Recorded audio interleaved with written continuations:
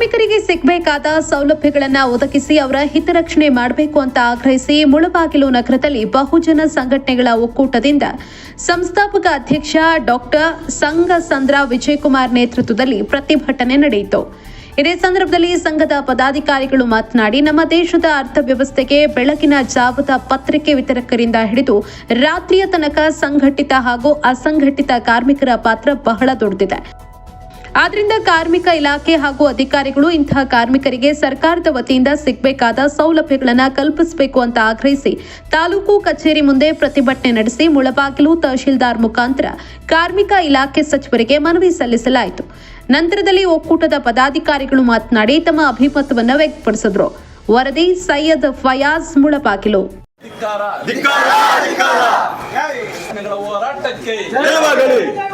ಬಹುಜನ ಸಂಘಟನೆಗಳ ಹೋರಾಟಕ್ಕೆ ಏತಕ್ಕಾಗಿ ಹೋರಾಟ, ಏತಕ್ಕಾಗಿ ಹೋರಾಟ. ಏನು ಈ ದೇಶವನ್ನು ಕಟ್ಟಿತಕ್ಕಂಥ ಶ್ರಮಜೀವಿಗಳ ಒಂದು ಬದುಕನ್ನು ಯಾವ ರೀತಿ ನಡೆಸ್ಕೊಳ್ತಾ ಇದೆ ಅನ್ನೋದಕ್ಕೆ ಒಂದು ಉದಾಹರಣೆಯನ್ನು ಇಷ್ಟೊತ್ತು ನಾವು ಕೊಟ್ಟಿದ್ದೀವಿ. ಈ ಕಾರ್ಮಿಕರಿಂದ ಪಡಿತಕ್ಕಂಥ ಒಂದು ಸೆಸ್ ಅನುದಾನವನ್ನು ಭಾಳಷ್ಟು ಕೋಟಿಗಳು ಇವತ್ತು ನಮ್ಮ ಕರ್ನಾಟಕ ರಾಜ್ಯದಲ್ಲಿ ಉಳಿದಿದೆ. ಆ ಉಳಿದಿರ್ತಕ್ಕಂಥ ಒಂದು ಕೋಟಿಗಳ ಅನುದಾನವನ್ನು ಆಳುವ ಸರ್ಕಾರಗಳು ನಿಜವಾಗಿ ಶ್ರಮಜೀವಿಗಳಿಗೆ ತಲುಪಬೇಕಾದಂಥ ಒಂದು ಸಾಮಗ್ರಿಗಳಿಗೆ ನಿಜವಾಗಿ ತಲುಪಿಸಿದರೆ, ಅವ್ರಿಗೆ ಸಿಗಬೇಕಾಗಿರ್ತಕ್ಕಂಥ ಸೌಲಭ್ಯಗಳು ನಿಜವಾಗಿ ಸಿಕ್ಕಿದ್ರೆ ಅವರು ಇನ್ನಷ್ಟು ಅವರ ಮಕ್ಕಳಿಗೆ, ಅವ್ರ ಕುಟುಂಬಕ್ಕೆ ಇನ್ನಷ್ಟು ಸಹಕಾರಿಯಾಗ್ತದೆ. ಅದನ್ನು ಬಿಟ್ಬಿಟ್ಟು ಇವತ್ತು ನೋಡಿ, ಈ ಬ್ಯಾಗಲ್ಲಿ ಕೆಲವೊಂದು ಇಷ್ಟೊತ್ತು ಮಾಧ್ಯಮ ಮಿತ್ರರೆಲ್ಲ ನೋಡಿದ್ದೀರಿ, ಕೆಲವೊಂದು ಮೆಟೀರಿಯಲನ್ನು ಕೊಡ್ತಾರೆ. ಆ ಮೆಟೀರಿಯಲ್ ವ್ಯಾಲ್ಯೂ ಏನು ಅಂತಂದರೆ 3,000 ಚಿಲ್ಲರೆ ಹಾಕಿದ್ದಾರೆ. 3,000 ಚಿಲ್ಲರೆ ಹಾಕಿದ್ದಾರೆ. ಇದು ಕರ್ನಾಟಕ ಸರ್ಕಾರ ಮಾಡ್ತಾ ಇರ್ತಕ್ಕಂಥ ಒಂದು ಲೋಪ, ಕಾರ್ಮಿಕರಿಗೆ ವಂಚನೆ ಮಾಡ್ತಾ ಇರ್ತಕ್ಕಂಥ ಒಂದು ಲೋಪ.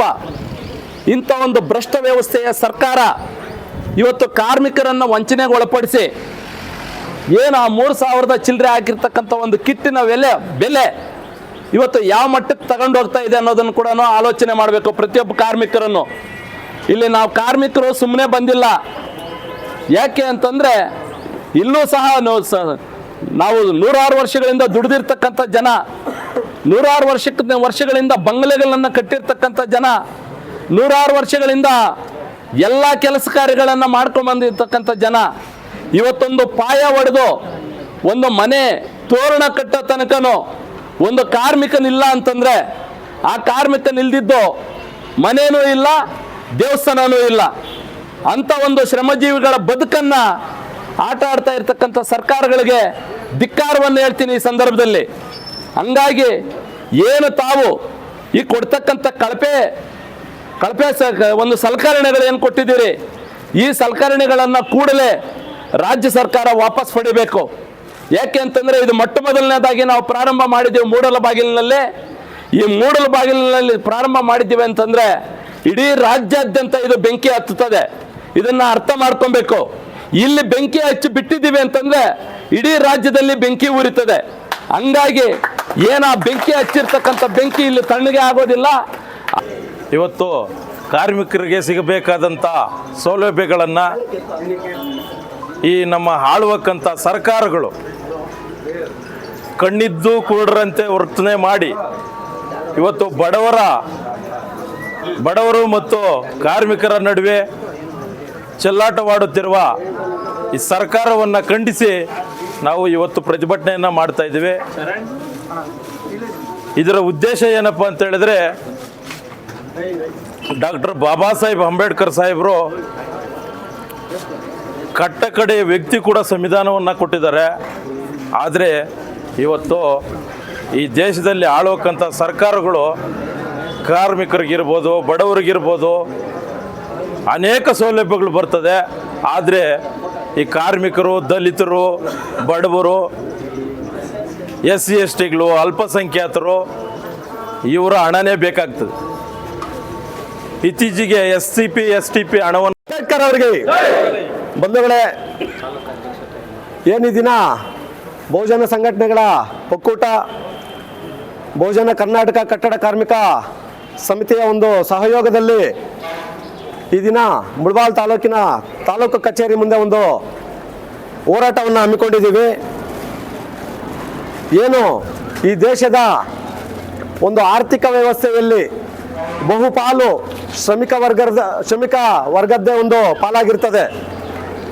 ದೇಶದಲ್ಲಿ ಶ್ರಮಿಕ ವರ್ಗ ಇಲ್ಲ ಅಂತಂದರೆ ಈ ದೇಶದ ಆರ್ಥಿಕ ವ್ಯವಸ್ಥೆಯು ಕೂಡ ಕುಂಠಿತವಾಗುತ್ತೆ ಅಂತಂದ್ಬಿಟ್ಟು ಈ ಸಂದರ್ಭದಲ್ಲಿ ಹೇಳ್ತಾ ಇದ್ದೀನಿ.